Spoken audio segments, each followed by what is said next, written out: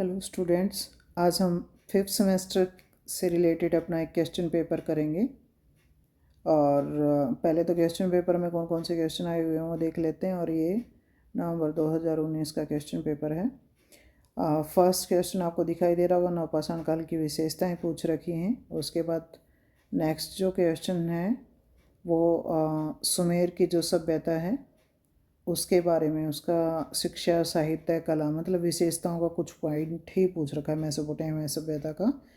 फिर second unit में यूनान को विश्व की क्या देन रही वो पूछ रखा है, यानी इसकी आप विशेषताएं वगैरह भी यहाँ बता सकते हो। यूनानी सभ्यता का पूछ रखा है भाई, तो वो आपको करना चाहिए। फिर धर्म युद्धों से आप क्या जानते हैं, क्रूसेड के बारे में पूछ रखा, कौन कौन से धर्म युद्ध हुए थे, उनके पीछे के कारण क्या हैं वो यहाँ पूछ रखा है भाई।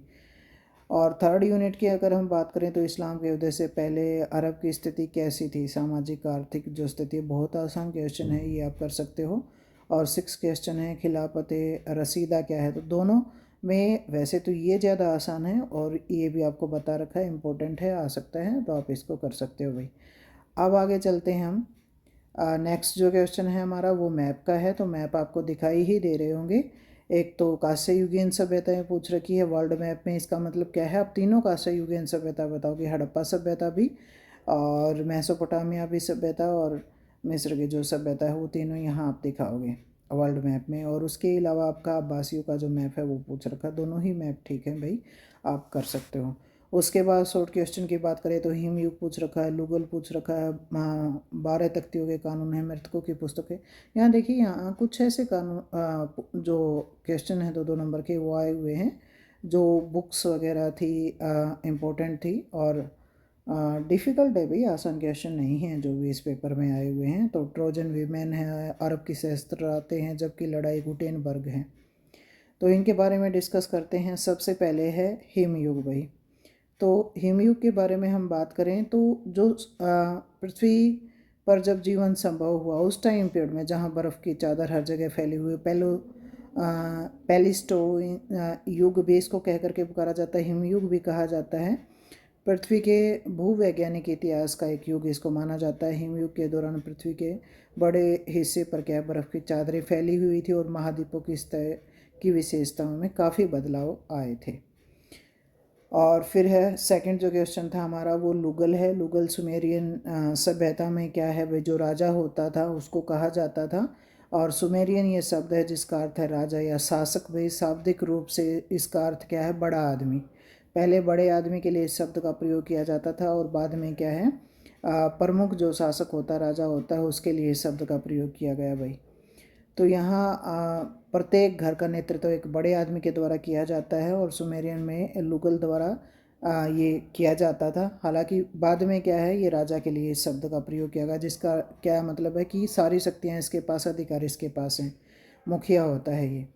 उसके बाद नेक्स्ट जो क्वेश्चन है वो हमारा 12 तख्तियों का कानून। ये कई बार क्या होता है, एज इट इज़ जो इंग्लिश वर्ड है वो आ जाता है, तो लॉ ऑफ 12 टैबलेट्स है ये। तो 12 तख्तियों का कानून या तालिकाओं के ऊपर क्या है, रोमन साम्राज्य में क्या है, कानून बनाया गया था 459 ईस्वी पूर्व में। और उस टाइम पीरियड में पैलिबियन और पैट्रिसियन दो वर्ग थे भाई यहाँ पे रोमन साम्राज्य में। ये पैट्रिसियन तो क्या है, जो अमीर वर्ग होता था, और जो पैलिबियन है जो निम्न वर्ग होता था।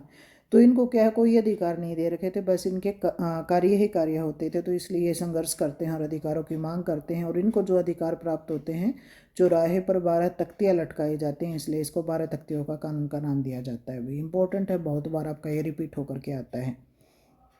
नेक्स्ट है मृतकों की पुस्तक, ये भी इम्पोर्टेंट है भाई, बुक ऑफ डेड। तो इसमें क्या है, ये भी प्राचीन मिस्र के जो अंत्येष्टि के बारे में जानकारी देने वाली ये पुस्तक है। और ये पेपिरस जिससे क्या है कागज़ बनाया जाता था, उसके ऊपर लिखी गई थी। अक्सर मृतक और उनके परलोक की यात्रा को दर्शाने वाले इसमें क्या है, चित्रित इसको किया गया है। मृतकों की पुस्तक है जिसे मृतक के ताबूत या जो दफन कक्ष है उसमें रखा जाता था। अंत्येष्टि ग्रंथों की परंपरा का हिस्सा ये थी। तो इसमें क्या है, ये मिस्र की सभ्यता से संबंधित है भाई। उसके बाद नेक्स्ट जो है हमारा वो है ट्रोजन वीमेन। ये भी आपका बहुत बार आता है भी और इम्पोर्टेंट भी है और डिफ़िकल्ट भी थोड़े से। ये देखिए सारे ही दिख रहे हैं हमें। तो ये क्या है, ग्रीक पौराणिक कथाओं पर आधारित एक नाटक है, मतलब यूनानी सभ्यता से संबंधित। और इसमें इसकी रचना किसने की थी, यूरिपाइडीज ने की थी। और इसमें क्या है, पेलोपोसियन जो युद्ध है उसके बारे में वर्णन कर रखा है। दुखांत नाटक इसको माना जाता है, जो सैनिकों के डेथ के बाद में जो विधवा हैं उनके साथ कैसे क्रूरता की गई उसके बारे में जानकारी ये देता है। उसके बाद नेक्स्ट जो क्वेश्चन हमारा है वो है अरब की सहस्त्र रातें। ये भी देखिए इंपॉर्टेंट है और डिफ़िकल्ट। देखिए सारे ऊपर से जितने देखते आ रहे हैं हम, ज़्यादातर आपके ऐसे ही आए हुए हैं। तो थाउजेंड्स अरेबियन नाइट्स है। ये पुस्तक इस्लामी समाज के बारे में जानकारी देती है। इसका लेखक जो है सियारान उसको माना जाता है। और यह इस्लामी स्वर्ण युग के दौरान अरबी भाषा में संकलित इसको किया गया था। लोक कथाओं का ये संग्रह है।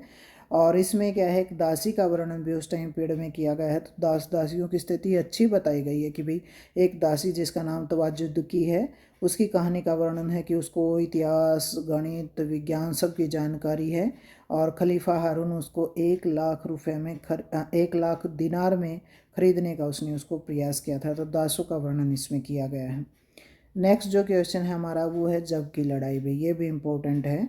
तो जब की लड़ाई कब हुई थी, 750 ईस्वी में हुई थी। और ये उमैयद और अब्बासियों के बीच में हुई है। तो इस लड़ाई के बाद क्या होता है, अब्बासी वंश का स्थापना हो जाती है। उमैयद जो शासक लास्ट है मारवान, उसको क्या है समाप्त कर दिया जाता है इस लड़ाई के बाद में। और उसकी जगह पर क्या है, अबू अल अब्बास क्या करता है, अब्बासी वंश की स्थापना कर देता है। तो ये जब की लड़ाई थी। नेक्स्ट और लास्ट क्वेश्चन हमारा क्या है, गुटेनबर्ग। जॉन गुटेनबर्ग भी यह नाम कई बार आ जाता है। तो जोहान्स गुटेनबर्ग आविष्कारक है भाई। छापे खाने का आविष्कार किसने किया था, जॉन गुटेनबर्ग का नाम आता है। जर्मन के मेंज का ये रहने वाला था। और इसने क्या आधुनिक छपाई तकनीक का आविष्कार इसको माना जाता है। उन्होंने छपाई के लिए धातु के माध्यम से अलग अलग तरह के अक्षर उसने बनाए, बाइबल का छपवाया। ये सारे काम इनके द्वारा किए गए। तो ये जॉन गुटेनबर्ग है भाई।